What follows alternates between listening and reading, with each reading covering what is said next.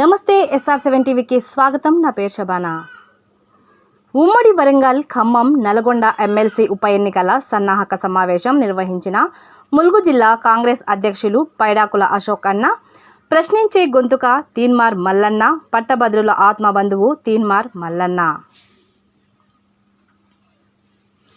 ములుగు జిల్లా కేంద్రంలో శుక్రవారం ఇంచర్ల ఎంఆర్ గార్డెన్లో జరిగిన ఉమ్మడి వరంగల్, ఖమ్మం, నల్గొండ ఎమ్మెల్సీ ఉప ఎన్నికల సన్నాహక సమావేశంలో కాంగ్రెస్ పార్టీ ములుగు జిల్లా అధ్యక్షులు పైడాకుల అశోక్ అధ్యక్షతన నిర్వహించగా, ఈ కార్యక్రమానికి ముఖ్య అతిథులుగా హాజరైన రాష్ట్ర పంచాయతీరాజ్, గ్రామీణ అభివృద్ధి, స్త్రీ శిశు సంక్షేమ శాఖ మంత్రివర్యులు సీతక్క మరియు పట్టభద్రుల ఎమ్మెల్సీ అభ్యర్థి తీన్మార్ మల్లన్న ఈ సందర్భంగా మాట్లాడుతూ, శ్రీమతి సోనియా గాంధీ రాష్ట్ర ముఖ్యమంత్రి వర్యులు రేవంత్ రెడ్డి పట్టభద్రుల ఎమ్మెల్సీ అభ్యర్థిగా గుర్తించినందుకు వారికి ప్రత్యేక ధన్యవాదాలు, కృతజ్ఞతలు తెలుపుతూ, ప్రశ్నించే గొంతు పట్ల పట్టభద్రులకు ఆత్మబంధువు తీన్మార్ మల్లన్న అని గత 10 ఏండ్ల నుండి ఆనాటి దొరల పాలన సాగించిన కేసీఆర్పై 10 ఏళ్ల బీఆర్ఎస్ పాలనపై తీన్మార్ మల్లన్న తన ఛానల్ ద్వారా ఎప్పటికప్పుడు ప్రజలను మేల్కొల్పి ప్రజల పక్షాన కొట్లాడిన మల్లన్నపై ఆనాటి కేసీఆర్ ప్రభుత్వం మల్లన్నపై కక్షగట్టి జైలుకు పంపారు. కానీ ప్రజల పక్షాన నిలిచి మల్లన్నకు మొదటి ప్రాధాన్యతగా ఓటు వేసి పట్టభద్రులు ఆశీర్వదించాలని, కేటీఆర్కు అధికారం పోయినా అహం తగ్గలేదని, ప్రజాపాలన అందిస్తున్న ప్రభుత్వంపై కారుకు తొలుకూస్తున్నాడు. కానీ రాబోయే పట్టభద్రుల ఎన్నికల్లో బీఆర్ఎస్కు ప్రజలే బుద్ధి చెబుతారని మంత్రి సీతక్క అన్నారు. అదేవిధంగా తీన్మార్ మల్లన్న మాట్లాడుతూ, పట్టభద్రులు తన మొదటి ప్రాధాన్యత ఓటు వేసి ఆశీర్వదించాలని, మీ ఓటును వృధా చేయకుండా ఎల్లప్పుడూ అండగా ఉంటానని తీన్మార్ మల్లన్న పేర్కొన్నారు. ఈ కార్యక్రమంలో మాజీ కేంద్ర మంత్రివర్యులు, ఎంపీ అభ్యర్థి పోరిక బలరాం నాయక్, నియోజకవర్గ ఇన్ఛార్జ్ కూచన రవలిరెడ్డి, డాక్టర్ పులి అనిల్తో పాటు రాష్ట్ర, జిల్లా, బ్లాక్, మండల, గ్రామ నాయకులు, కార్యకర్తలు తదితరులు పాల్గొన్నారు. Reporting SR7 TV news, Mulugu జిల్లా స్టాఫ్ రిపోర్టర్ తుర్సా చంటి. ఏమైనా మీ అభ్యర్థి ఏం చేస్తారా గెలిస్తే అంటే మా అభ్యర్థి కాదు మల్లన్న మంచోడు కాదు. మరి నీ ముచ్చట చెప్పరా, కోడలు ఎత్తు పొడుగు ఏం చేస్తారా, వాళ్ళ గుణమేంటి ఘనమేంటి చెప్పాలిగా. అది చెప్పాలట మల్లన్న మంచోడు కాదని చెప్తాడు. మల్లన్న మంచోడా కాదా ఈ ములుగు గడ్డకు తెలవడా, ఈ బిడ్డలకు తెలవడా తీన్మార్ మల్లన్న చెప్తాడు.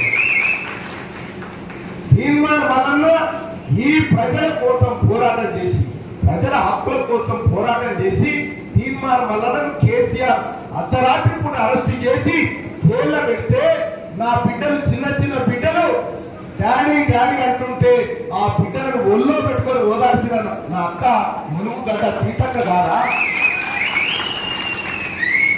ఆ రోజు సోదరులారా, నేనంటే ఈ ప్రజల హక్కుల కోసం, ఈ ప్రజల పోరాటం కోసం, ఈ నిరుద్యోగుల ఉద్యోగాల కోసం, ఉద్యోగస్తుల జీతాల కోసం పోరాటం చేసి జైలు పోయినా.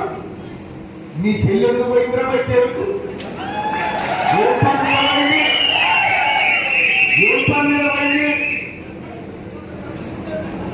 ఇండియా పాకిస్తాన్ బాగా కొట్లాడిపోయినా.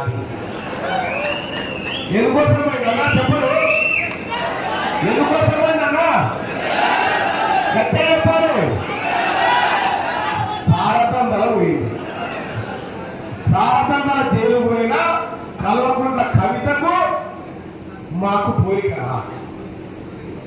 మీ నాయన పేరు పెట్టిరు కేసీఆర్ కు. ఇది ఉండమన్నట్టు అంతకంటే ముందు పేరు ఉండే